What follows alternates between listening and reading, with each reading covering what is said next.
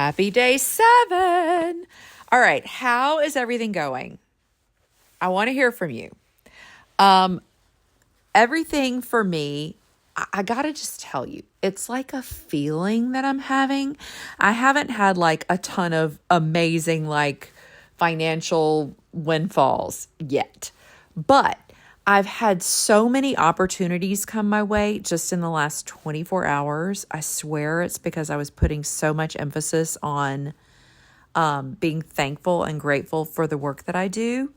I had someone call me from out of state wanting to know if I would list their house. I had someone else call me today asking if I would list their house. I had just some kind of crazy all of a sudden stuff. So, those are all just wonderful things. But then also, I don't know. The last 6 weeks have been kind of tough with my whole hand injury and broken finger and ripped off and all that terrible stuff. And then I got COVID. I had kind of a rough month and a half.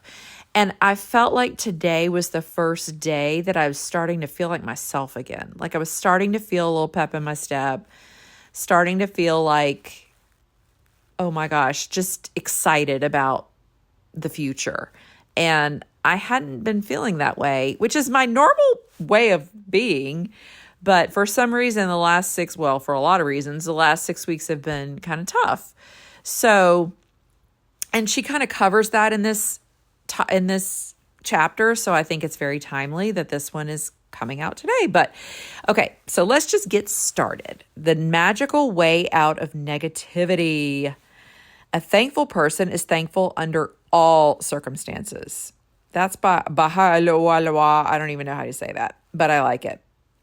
Persian. Oh, that's interesting. Anyway, whether it's a relationship in turmoil, financial pressure, a lack of health, or problems in a job, negative situations arise because of a lack of gratitude over a long period of time. If we're not grateful for each thing in our lives, we are unintentionally taking those things for granted. Taking things for granted is a major cause of negativity because when we take things for granted, we are not giving thanks in return, and we stop the magic happening in our life. Just as giving thanks to others will always lead to our life magically increasing, so must taking things for granted always lead to our life decreasing. Are you grateful for your health when it's good? Or do you only notice your health when your body gets sick or hurts? Are you grateful for your job every day? Or do you only value your job when you hear there will be cutbacks? And then she gives like 400 more examples because Rhonda be Rhonda. Are you grateful to be alive each day? Or do you take your life for granted? If you're complaining about the weather, the traffic, your boss, your spouse, your family, a friend, a stranger, blah, blah, blah, blah, blah, you're pushing your dream life further away with every complaint. Now you understand that complaining, negative thoughts and words, and taking things for granted stops the good things in your life. So you understand that now. It is impossible to be negative when you're grateful. It's impossible to criticize and blame when you're grateful. It's impossible to feel sad or have any negative feeling when you're grateful. And the best news is that if you have any negative situations in your life currently, it won't take a long period of time to transform them with gratitude. The negative situations will disappear in a puff of smoke, just like magic. First, as difficult as it may be, you have to look for things to be grateful for in the negative situation. Then she goes on to talk about the glad game in the movie Pollyanna. And I remember when this came out when I was little and we did shocking. Everybody calls me Pollyanna anyway, but we did this. We would play the glad game. And I love it. And basically, you look for as many things as you can to be glad about, especially in a negative situation. So I'm going to give you an example of what I did when I got COVID. So I just broken my finger and it was so painful and it was a mess and it was awful. And then, and it was healing, but really badly. And then a few days later, I got COVID and I got really sick. So I remember thinking, okay, I think everything in my life is happening for me, not to me. I did not used to feel this way. I did not used to believe this. I used to think I was just a victim of everything. And I mean, we even talked about yesterday about PTSD of when the kids get sick or when I get sick. I used to always just go worst case scenario, gloom and doom, life is over. And it's so funny. I talked to some of you just in the last day or so about this, and I'm not the only one. So this makes me feel like I'm not such a wackadoodle, which thank you for all of your comments about that. But anyway, the point is, I was already kind of not doing well, and then I got COVID. And by the way, this is like at Christmas time and my son's birthday and just a million other things. The kids were coming. I mean, it was just everything all hitting at once. And I thought to myself, okay, this is happening for me. How is this happening for me? Well, I got to take a rest, and I had not taken a rest in since May, basically. Since I, joined this new broker, I have been hustling and grinding and working a lot. And that's a great thing, but it's also can be exhausting. And I think that that's why the things that happened, because somebody was telling me, you need to slow down right now. And if you're not going to do it, then I'm going to do it for you. So that's what happened. And you know what happened? I got COVID, but it was bad for like a day. And then the rest of the time, I just kind of relaxed on the couch and watched The Gilded Age and watched, some of my positive, uplifting master classes and some other things that I'd been putting off. And so I really got to take a deep rest. And that was so amazing because I wouldn't do that normally. Like I love to be busy. I love to hustle. I love to work. And so this was just a perfect opportunity for me to do that. So I did. I sat down and I was like, why is this happening? And how can I make this work for me?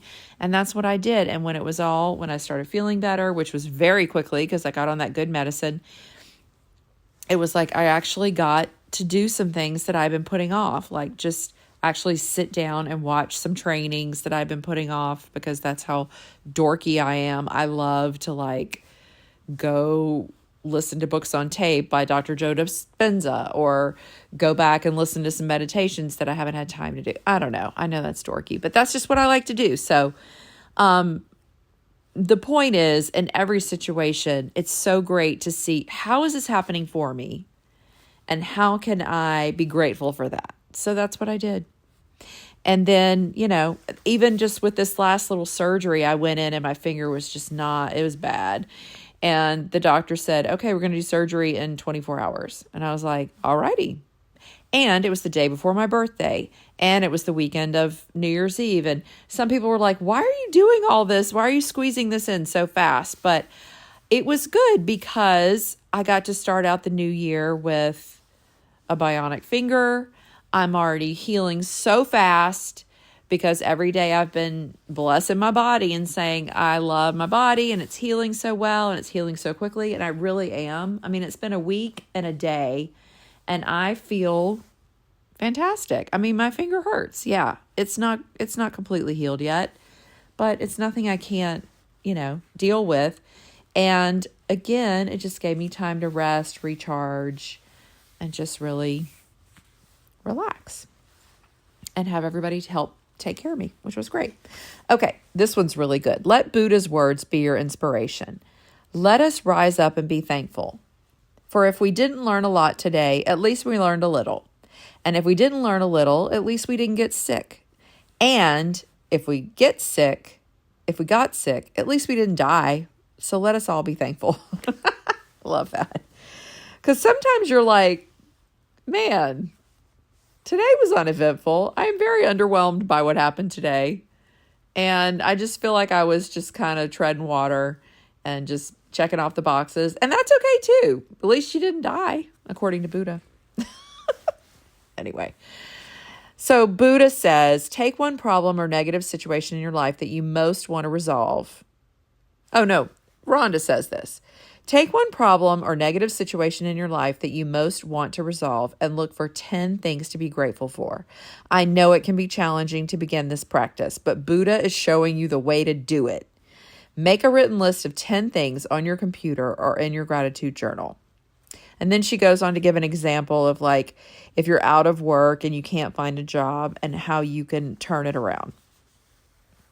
So the power of gratitude is greater than any negative situation. So then she talks about a son whose relationship with his father is troubled. So he goes through and talks about all the things that he's grateful for with his father and does a list of 10.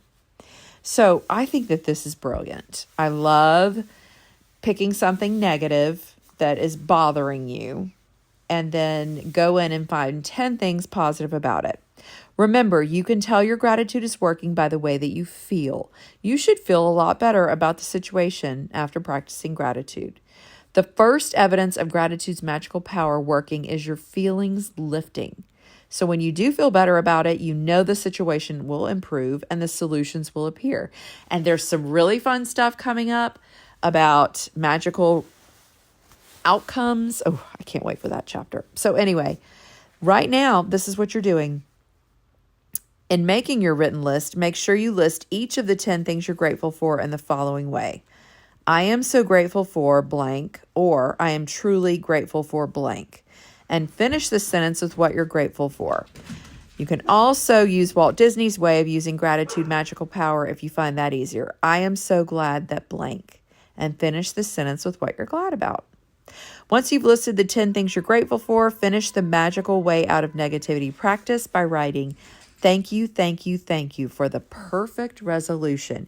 Y'all, this shit works. Every year I've done this. I need to go back in my journals and look at them and see what they were. But every single time something magical happened, and whatever I was worried about, I think I know what last year's was. And yeah, it did. So anyway, I'm going to go back and look at my journals and see what it was. But let's do this. Let's do this. Here's a magical lifeline you can use if you notice yourself thinking or saying something negative. Stop immediately and say, but I have to say that I am really grateful for blank. And then finish the rest of the sentence with something, anything that you're grateful for. Doesn't even have to be about that situation. And if any little problem or situation appears in the future, remember to put out the embers with gratitude before it grows into a fire. At the same time, you will ignite the magic in your life. This is so exciting. I can't wait to do this. So, the magical way out of negativity, magical practice number 7. Here's what you're going to do today.